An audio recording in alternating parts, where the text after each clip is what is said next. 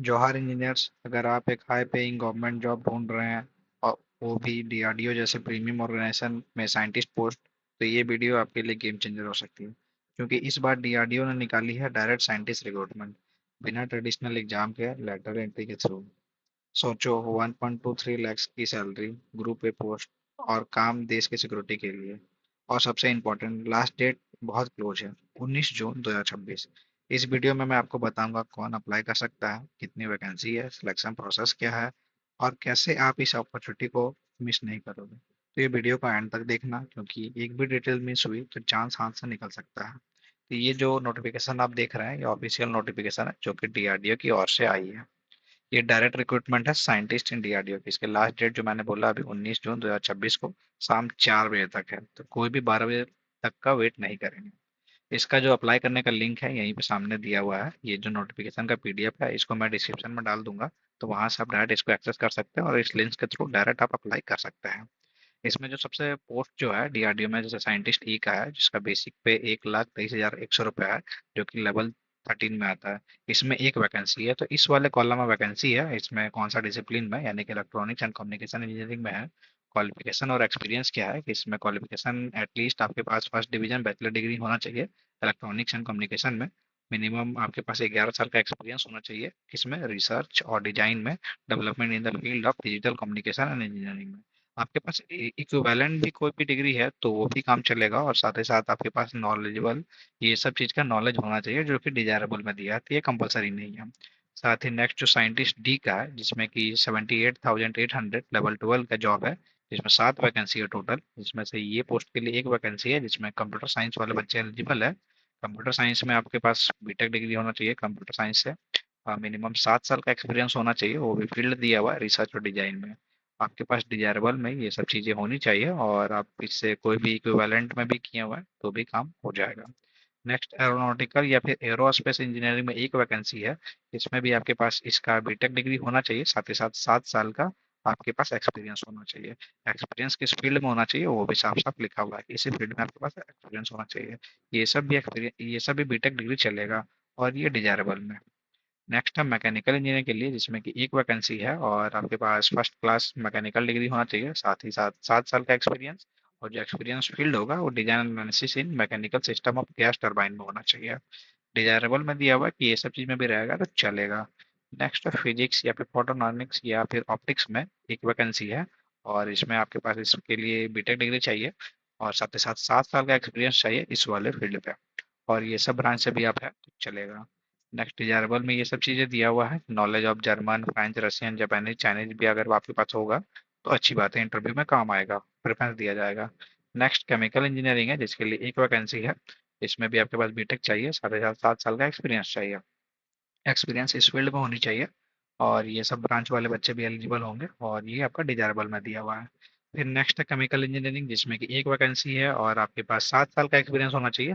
ये दोनों वैकेंसी में डिफरेंस ये है कि इसमें जो एक्सपीरियंस होगा वो अलग फील्ड का है, और इसमें जो एक्सपीरियंस होगा वो अलग फील्ड का है। और जो इक्विवेलेंट डिसिप्लिन वाले हैं वो दोनों में सेम है। तो अलग अलग जिस भी फील्ड में आप है उस वाले पोस्ट के लिए आप एलिजिबल हो जाएंगे, और ये डिजायरेबल है। सिमिलरली इसी तरह मैकेनिकल में है, उसमें भी एक वैकेंसी है।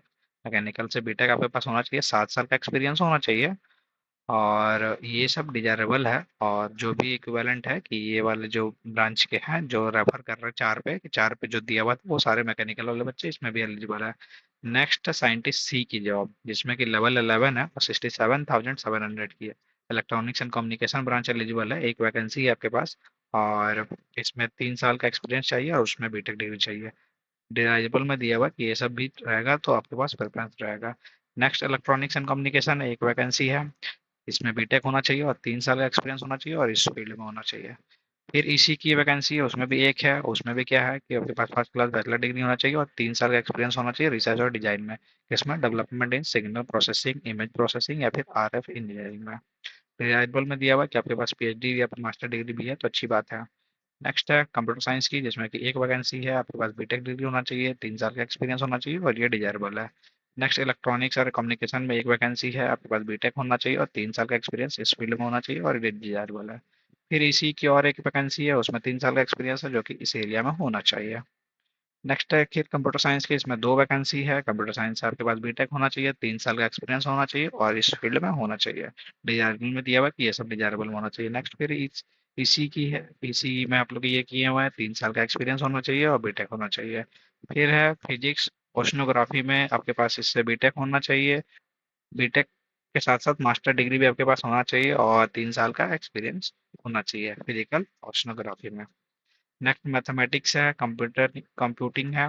इसमें आपके पास मास्टर डिग्री होना चाहिए और सीधे साथ फर्स्ट क्लास बैचलर डिग्री होना चाहिए मैथमेटिक्स एंड कंप्यूटिंग में या फिर अप्लाइड मैथमेटिक्स में। और मिनिमम 3 साल का एक्सपीरियंस होना चाहिए रिसर्च मॉडलिंग ये सब चीज़ों में। डिजायरेबल में ये सब चीज़ भी आपके पास आता है तो अच्छी बात है। नेक्स्ट है केमिकल इंजीनियरिंग में 1 वैकेंसी है। केमिकल से आपके पास बीटेक होना चाहिए, मिनिमम 3 साल का एक्सपीरियंस होना चाहिए, इस फील्ड में होना चाहिए। डिजायरेबल में भी दिया हुआ है कि ये सब चीज़ें होनी चाहिए।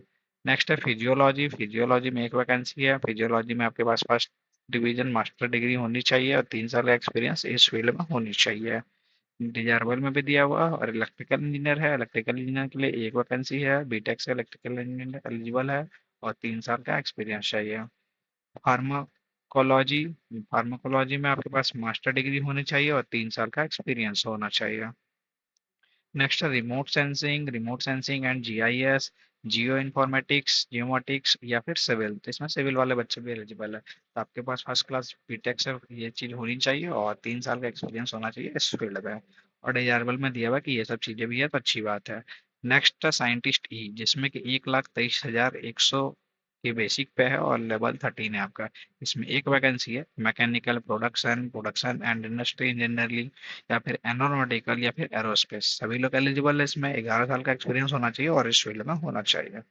ये आपके पास डिजायरेबल में दिया हुआ है। नेक्स्ट है scientist D, mechanical production production industrial engineering aeronautical aerospace. इसमें आपके पास फर्स्ट क्लास बैचलर डिग्री होना चाहिए, साथ ही साथ 7 साल का एक्सपीरियंस इस फील्ड में होना चाहिए और ये आपके पास डिजायरेबल में दिया हुआ है। फिर इलेक्ट्रॉनिक्स एंड टेलीकम्युनिकेशन कम्युनिकेशन वाले बच्चों के लिए है कि आपके पास बीटेक डिग्री होना चाहिए और 7 साल का एक्सपीरियंस होना चाहिए signal conditioning electronics and signal processing वगैरह में। फिर है फिजिक्स एंड रेडिएशन फिजिक्स में आपके पास मास्टर डिग्री होना चाहिए, 7 साल का एक्सपीरियंस होना चाहिए और डिजायरेबल में ये चीज़ हो। नेक्स्ट मैकेनिकल के लिए 1 वैकेंसी है। आपके पास फर्स्ट क्लास बीटेक डिग्री होना चाहिए और 7 साल का एक्सपीरियंस होना चाहिए इस फील्ड में। नेक्स्ट फिजिक्स के लिए है, आपके पास मास्टर डिग्री होना चाहिए और या फिर ये क्वालिफिकेशन होना चाहिए, 7,000 3 साल का एक्सपीरियंस होना चाहिए। इलेक्ट्रॉनिक्स एंड मैकेनिकल इंजीनियर के लिए है कि इसमें आपका बीटेक होना चाहिए और 3 साल का एक्सपीरियंस होना चाहिए वेपन सिस्टम और रेलेवेंट एरिया में। ये जो सारा पोस्ट जो था इसमें जिसमें वैकेंसी लिखा हुआ है, ये सारा जो वैकेंसी है वो सारा यूआर के लिए यानी कि अनरिजर्व के लिए, तो कोई भी रिजर्वेशन इसमें नहीं दिया गया है। चाहे इसमें रिजर्वेशन सिर्फ है भाई जो दिव्यांग कैंडिडेट है यानी कि पीडब्ल्यूडी कैंडिडेट। इसका जो लास्ट डेट है वो 19 जून 2026 को शाम 4 बजे तक है। नेक्स्ट इसमें ध्यान देने वाली बात यह है कि इसमें जो एलिजिबल कैंडिडेट होंगे वो ऑल इंडिया एलिजिबल होंगे और इसमें वेटेज सेपरेट रखा हुआ है कि जो हायर क्वालिफिकेशन जिनके पास है कि अगर पीजी है तो 2 इयर्स का वेटेज है।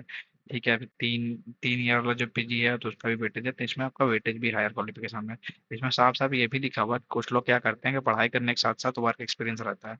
The period of study should not overlap with work experience as overlapping. अगर इस तरह से किसी का भी ओवरलैपिंग अगर मिलता है तो उसका पूरा जो वर्क एक्सपीरियंस होगा उसी को हटा दिया जाएगा, तो उसको कंसिडर नहीं किया जाएगा। तो इस चीज़ को खास ध्यान दे दीजिएगा कि किसी का ओवरलैप ना करें।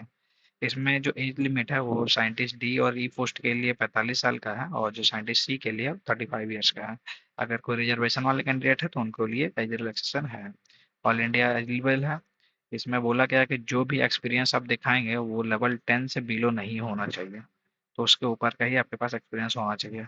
जो general OBC EWS male candidate है उन लोगों को 100 रुपये का नॉन रिफंडेबल फीस देना पड़ेगा। तो एससी एसटी पीडब्ल्यूडी कैंडिडेट या फिर वुमेन कैंडिडेट के लिए कोई भी एप्लीकेशन फीस नहीं लगेगा। इसमें जो स्क्रीनिंग प्रोसेस होगा वो पहले आपका प्रिलिमिनरी ऑनलाइन इंटरव्यू होगा, जिसमें एक पोस्ट अगर जिसमें दिया हुआ है तो उसमें 24 कैंडिडेट को शॉर्टलिस्ट किया जाएगा और जिसमें 2 पोस्ट है उसमें लगभग 48 कैंडिडेट शॉर्टलिस्ट किया जाएगा। जो ऑनलाइन आपका इंटरव्यू चलेगा वो लगभग 10 से 15 मिनट चलेगा और इसमें फिर जो बच्चा सेलेक्ट हो जाएगा उसके परफॉर्मेंस के बेसिस में फाइनल पर्सनल इंटरव्यू होगा जो कि सामने फिजिकली होगा। उसमें एक पोस्ट के लिए 12 कैंडिडेट को शॉर्टलिस्ट किया जाएगा और 2 पोस्ट के लिए लगभग 24 को। इस तरह से सिलेक्शन प्रोसेस चलेगा। जो सिलेक्शन प्रोसेस चलेगा वो आपका दिल्ली में चलेगा, तो उसका भी लोकेशन दिया हुआ है। और जो आपका पर्सनल इंटरव्यू होगा इसका जो वेटेज होगा कि अगर मान लीजिए कि 100 नंबर का पर्सनल इंटरव्यू हो रहा है, तो मिनिमम आपको 75% मार्क्स यानी कि 75 मार्क्स लाना पड़ेगा, उसके बाद ही आपका शॉर्ट लिस्ट होगा। इससे नीचे रहेगा तो शॉर्ट लिस्टिंग नहीं होगा। डेट ऑलरेडी डिस्कस कर दिया गया है, तो लिंक आपके पास दिया हुआ है। जो भी डॉक्यूमेंट चाहिए वो ये सब डॉक्यूमेंट चाहिए, ये सब आपको रेडी रखना है, इसके बेसिस में आप अप्लाई कर सकते हैं। जय हिंद।